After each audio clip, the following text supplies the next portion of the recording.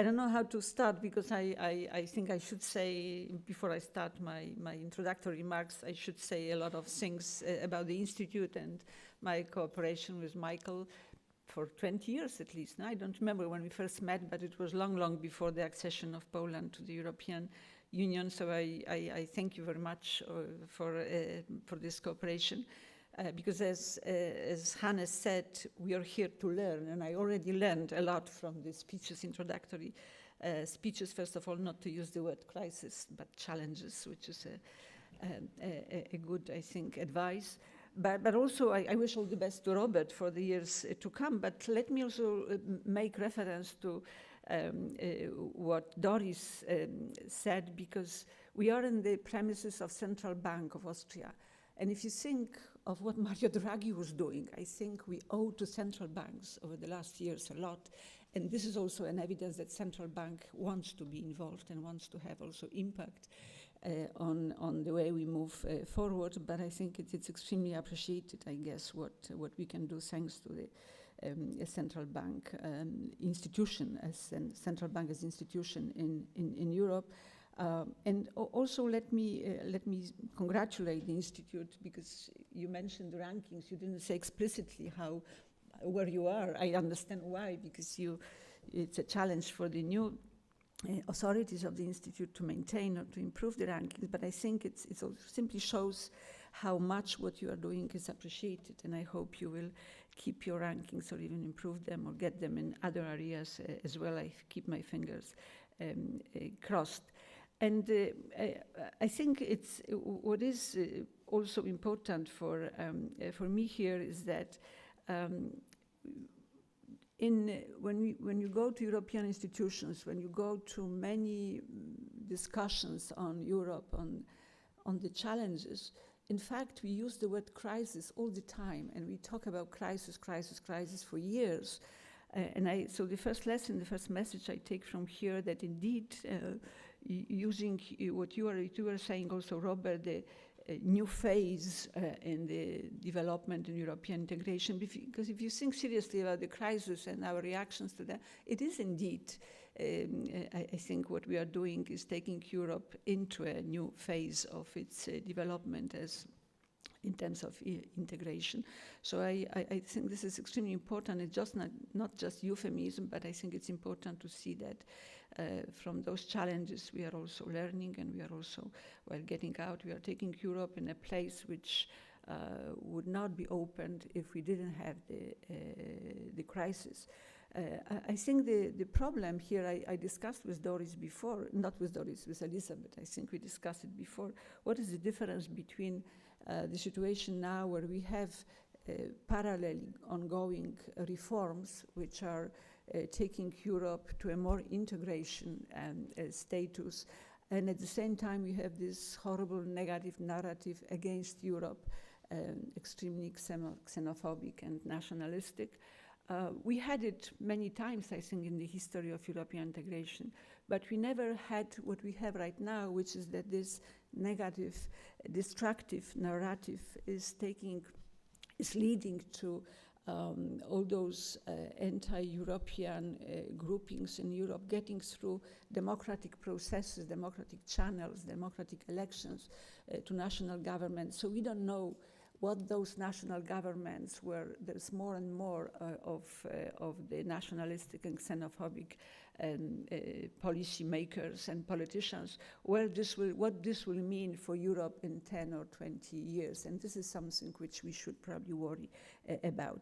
It is, of course, very difficult to deliver a speech, and I'm grateful for being given so much time, because normally in the parliament you get 1 minute or 1 minute and a half, and I was offered this many minutes here, so thanks for this. But it is very difficult to deliver a presentation, to say something about Europe today without sounding indeed pessimistic, because I think we have never been in such a situation where we had what we called crisis, complex, multiple, coming one after another, not related actually with each other, but clearly reinforcing each other.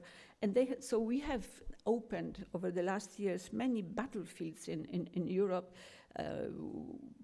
many people would say that European house is a sort of on fire, and this is something which is very serious.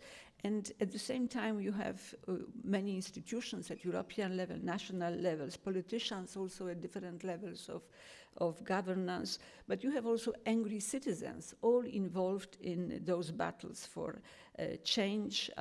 We are not always on the same side in these battles. And there is a lot of frustrations, I can tell you. I'm personally frustrated very often with what we are doing now in Europe with regard to the directions, with regard to the speed of change.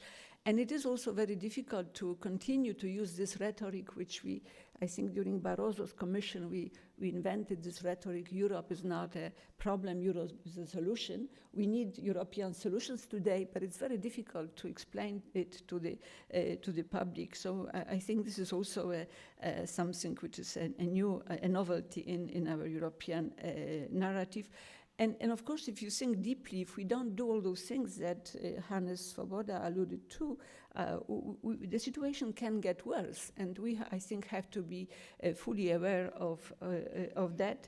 Why it can get worse? Because all those negative processes, I think, they led to something which we never had at such a scale, which is loss, or lack at least, of confidence capital, which was always very important for Europe, and also lack or loss, hopefully it's a transitional lack, also of the solidarity capital, which was extremely important element of European integration, and migration is just one example of how easily you can lose this capital of solidarity. And of course, this integration was mentioned at the very end by Hannes, I understand, as a topic for the discussion today. I don't think disintegration of Europe is an option for anybody who has impact on what's going on in Europe, but it is a possibility if we don't do what should be done, I think, now, and with a sense of urgency. So let me just conclude this part of complaints with what Winston Churchill said when he offered actually some optimism for all those who will be in such a situation, by saying that never let a good crisis go to waste. And I think that is why I think we are using the crisis since 2008, basically, to introduce reforms, which I would call unprecedented, unthinkable before the crisis hit. Changes which I remember from the discussions at the Commission level, then also years ago at the Parliament level, that were non-starters for the change, but today they are very high on our political agenda in Europe, and there is a long list of reforms which we can discuss during the day. I think we'll be discussing which, in fact, are proof of our capacity to mobilize ourselves, our political capital, when it is needed, and to introduce reforms. But at the same time, I have to say that political will to reform, but also appetite for reforms, is still far from the critical mass which is needed to ensure that we will be on the safe side of the change. And this is something which is neither optimistic nor pessimistic. It's just the fact of life, that we need more of political will. And now what I think is also important today is that we have problems. One of the challenges which you didn't mention, one of the challenges is also the problems we have with European narrative. You might remember, some of you might still remember the times when there was no European integration in Europe. I remember, as coming from Poland, my home country, on the other bank of the river. I know from the books and from the stories of older generation that in fact these were the ashes of the Second World War, and personal experience of the fathers of European integration, which led to to this form of life in Europe. But then I think every generation has its own right to have his or her or its own narrative about Europe. It was certainly different in 2004 with the big enlargement, but it can be certainly different in 2016. And if I think of what is today, why we need Europe so much, I mean, you can identify a lot of things, but absolutely the most probably important, without which we will not be able to move forward and to continue, is in fact Europe as Europe taking care of our interest in the global context. Because if you look at our neighborhood, if you look at the global situation in the world, and I understand you will discuss it today, you can clearly see that there are so many threats. The situation in the global world is actually messy, is full of conflict, and the global world became more conflict prone probably than in the past, and it is also our neighborhood where we see all those difficult situations. Also, refugee to a large extent is also a result of this global or neighborhood context. So I think that we individually, even the biggest countries, are helpless in those situations. So we clearly need European Union, the Union, to take care of our global interest. And I think that that is why probably today the legitimation of European Union, the legitimation of European integration is strongly defined by its role in the global world.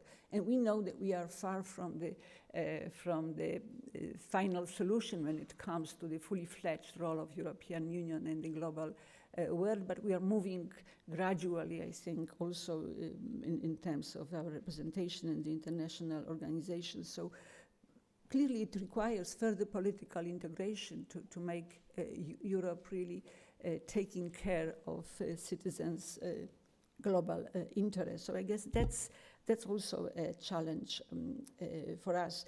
As a European, as a citizen, I have a lot of personal worries, but also as somebody who is representing one of European institutions, I have a strong hope that we will manage to avoid a situation that Europe will continue to be sort of drifting by external or internal events and pushed by this multitude of challenges or of crises. And probably as you, I would like to see Europe that already figured out where we want to go, what is our place, what we want to do. We never had in the history of European integration this, we were never fond of this finalité politique, so it was always step-by-step approach, and we continue to do this step-by-step approach if you look at what we do with EMU or also with migration. But this step-by-step approach, probably politically the only way to go, at the same time is leaving us very often with so-called unfinished business, because there is with a step-by-step approach, there's never guarantee that next step will be done. There is far too often all of a sudden loss of political will to continue. EMU, I think, is a perfect example for this. So I don't know whether we can continue without finalité, more or less finalité politique, whether we can continue just purely through this step-by-step approach without agreeing more concretely on a final sort of final vision, or to have a common strategy, roadmap. That used to be tradition for major issues in history of European integration. If you think of Schengen, if you think of EMU and some other, or single market, that there was a finalité politique decided, and there was a roadmap, and then there was step by step, but we clearly knew where we go. We lost this capacity to have such an approach, and this is very bad. But I agree fully with both Robert and Hannes that if you look at the long list of challenges or problems to solve, and probably everybody has his or her own list, they all practically call for a common action. I think it's in a situation where challenges do not respect national borders, which is the case of everything that you think of today. Then, of course, we need European solutions. And the good thing about European solutions is that if you agree for a European solution, then you leave no space for the wrong national interests. They can be sometimes justified national interests, we know it, and we have also the openness in treaties everywhere for the national interests, but we far too often take wrong national interests as a reason for being against. And then we also, if we don't have this common action agreement on common European solution, then the lack of solidarity is popping up immediately, and one country starts and then others follow. So I think that it is exactly where our problem is, that we far too late come to the conclusion that there is a need of having a European solution to the problem that we are facing. And I think it's also worth to understand where we stand today and what are the challenges if you want to be convincing to the public, to the citizens with our ideas for where to go. So when I think what are the factors behind this fragile European unity, because that's, I think, something that indeed I think we all share, the unity is fragile, and we have daily examples of how fragile it is. And I think that when I try to justify why we can have this fragile unity, what comes to my mind is also the objective factor, which is complexity of all those challenges and the crisis, not only multitude, but also these are not easy things for anybody to solve. Not all of them are purely European, some of them are of global nature. So I think that this complexity of crisis is certainly a factor one should admit plays its role. But then if you again look how the crisis coming and hitting over the last year were coming and hitting, they were somehow selecting the areas where we had lack of community competences. If you think of unfinished business of Eurozone, that was very clearly there was no European competences on many issues. If you think of migration, this is also the situation.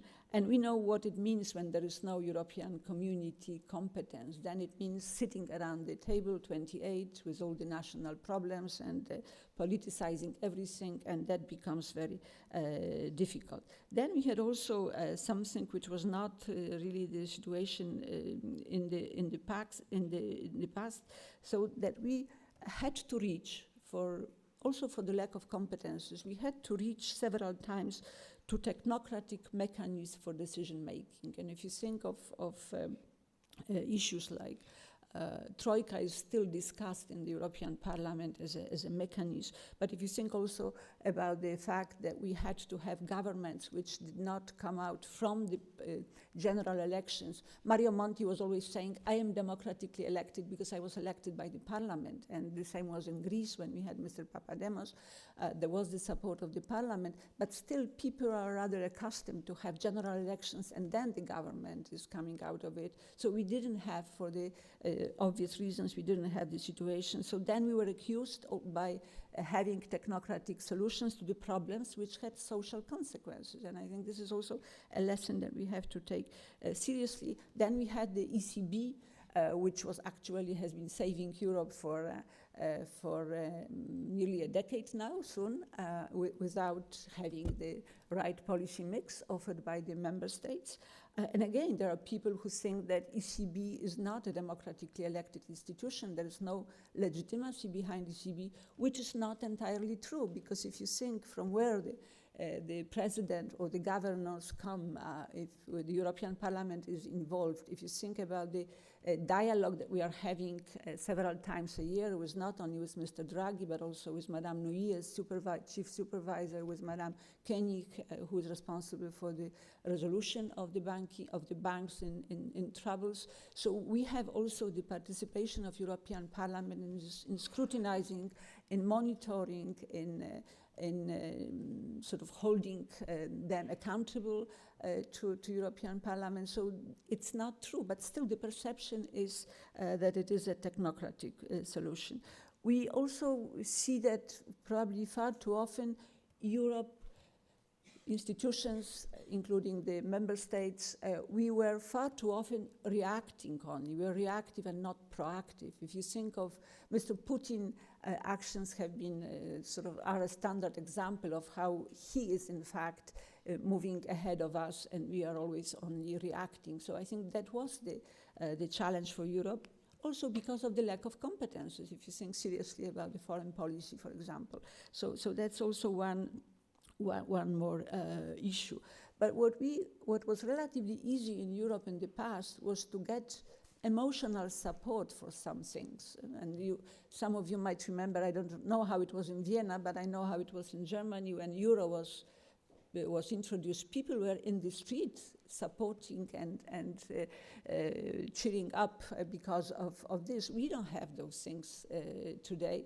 So for various reasons, I think that we face today lack of emotional support for difficult reforms and for moving forward. And as a result, I would say we far too often do what is politically feasible, thinking of the elections here and there and other issues, popularity, worrying about the the extreme parties that are taking away from mainstream parties the voters. So I think that we also have this, this situation has been leading to exactly to doing not what is needed, but what was politically feasible. And then when you mentioned the social issues, because we didn't follow the law advice to have a social dimension of EMU. When you think of social issues, I think due to, I would say, global trends also, I think what we have, those checks and balances in political decisions are mostly focused on the economics of our life, there is no mechanism to address social objectives. So we have been accumulating also for years this social gap in solutions to the challenges or to the crisis. So no wonder with all those issues that very quickly what we call democratic deficit, which you didn't mention but as a challenge, but which in European Parliament in discussion is extremely high on the agenda. So no wonder that because of all those things, democratic deficits, the challenge of accountability in decision making has emerged as an issue. And that was, of course, that is always facilitated in Europe by the fact that we continue to think of democracy in Europe in line with its tradition, which is national level democracy. We have not developed, in spite of the brilliant members of European Parliament and the Lisbon Treaty, which increased substantially the role, and also what we did in the recent directives and regulations, increasing the role of the European Parliament in scrutiny and accountability of authorities. In spite of all that, I think we still have national democracy as in perception by the public, by the people. It's national parliaments, national governments, not European institutions and not European Parliament that they see as accountable to them in what is happening. But this will not, and this is taking place in a situation where at the same time, maybe paradoxically, in spite of all this nationalism in decision making, we have moved a lot of competences to European level. If you think of financial sector, if you think of banking union, if you think also of these partial reforms of EMU, I think a lot of policy decisions have moved to European level, but accountability and national this democracy and democratic legitimacy stayed at national level. So here we have a problem, but this will not change by declaring in the treaty that there is a European Parliament who is accountable on behalf of citizens, because we are representing citizens. This will change only if we manage to work with people and to make them make part of their identity, European identity. So as long as people will think of themselves only in national, local, regional terms and will not sort of dedicate part of their identity to Europe, then I think European Parliament will never be seen as representing citizens and as providing this accountability on European decisions. So that's also a long-term long-term story. And this democratic deficit, I think, was leading to aggravating also the populism. I guess populism today is everywhere, and we are sometimes ashamed as representing the mainstream parties that populism gets also into mainstream parties' rhetoric, because we pick up some of the issues which radical extreme parties bring into attention of citizens. We pick them up in fear of losing voters as well, and we see it also in European Parliament, but you can see it also probably at the national level as well. And that makes the mainstream parties also weaker, and I think less convincing and less strong in moving forward in delivering what normally people should expect from them. I'm not sure whether the right, the center right or the center left, who's more open to those extreme ideas coming from extreme groups. Probably both, but it's up to you to judge how you see it. But this inefficient. This issue was further aggravated by something that we introduced in the treaty, but it stays inefficient, which is the mechanism of involving people directly. We have this European Citizens Initiative, which in fact, in spite of more than 50, I think, initiated, one in fact has made it through, and these are millions and millions of people who sign. So there are millions of Europeans who would like to be involved, but this mechanism is inefficient. It doesn't work. So no wonder that more and more referenda appear on the agenda of the citizens' movements. And I think what is happening now in the Netherlands is not one-off referendum with all the dramatic consequences that Hannes Svoboda mentioned, but there is a law now that if you have 300,000 signatures, you can have a referendum practically on anything. So we can block European integration, the move forward on issues which are absolutely fundamental from the security point of view or whatever point of view. We can block it by referenda if I think there's more and more tendency, I see it in my home country, that we will be reaching out to this direct form of democracy more and more often without really being prepared for it, because there's nothing wrong with referendum, and I'm not against the institution of referendum, but it's a responsibility put by politicians or policymakers on the people to decide on issues like in the UK, on issues which are very little known, understood, and this is a danger, I think, and lack of responsibility on the side of the political elites. At the European level, I think all those crises or challenges, if you use, they have led to serious shifts or changes to the way we make decisions, to the way the decisions are made. This led to changes in institutions. You can see both in Parliament and the European Commission, but first of all in European Council, that in fact they are reaching out to competences which do not come directly from the treaty. So we have also this movement which is shifts in decision making, and also the way the institutions interact, the way the institutions act today. There is, some people call it transition period, institutionally looking at it, transition period. There is a sort of confusion, I would say, and you can find a lot of examples. We clearly have also the shift between the decision making through lawmaking and the decision making through coordination, which is a soft method of decision making, and we have seen a lot of decisions just being taken up by this mechanism of soft coordination. And here we have immediately the role of the European Council, which became the institution that is managing the crisis. On the one hand, you can understand it. It's the highest possible level, political level, to make decisions. But each time the President of European Council is coming to European Parliament to report on the meeting, and there are many meetings, as you know now, of the European Council, the first sentence is usually, we make a decision, but then they go home and don't do anything. So the efficiency of this soft coordination on issues which are fundamental, from like everything related to migration and refugees in particular.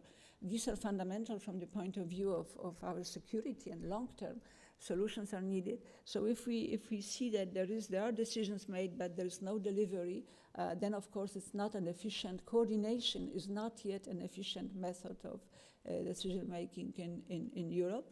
Again, it's linked to the lack of competences of the European institutions in some areas, and depending completely on coordination of national resources to solve the problem of refugees, we could see it didn't work, and it doesn't, and continues not to work. So for crucial policy areas, probably it's not the best possible way. But we have entered in this mode, less lawmaking, more soft coordination. The new commission, Jean-Claude Juncker's commission, has in fact started its functioning with this slogan: less laws, less legislation, more soft coordination, meaning also the space for the commission to do it, but this has nothing to do with community method then. But this was done in the British context. I can tell you that was always my reading, and I think I'm right, that was just the narrative coming from Brussels to please our British friends before the referendum, that they don't have to worry about, because Europe will not be legislating anymore, we will be just coordinating, so they are safe. But I don't think for the crucial issues, for the crucial policy areas, when Jean-Claude was announcing it, it was still before the migration crisis, even though it was on the horizon. So I'm not convinced that this very soft way of solving problems and making decisions is the best way. So we are living this what I call the institutional confusion. But the major problem, before I try to say what now, the major problem I think was what was mentioned by Hannes Swoboda is I hope there's nobody who see himself or herself here as national leadership, but we have a problem with national leadership, and I gave the example of the implementation of the decisions of the Council. But in general, if you look at the infringement procedures and how what's happening at the discussions, at the rhetoric of national leaders, I think we have lost this pro-European way of thinking.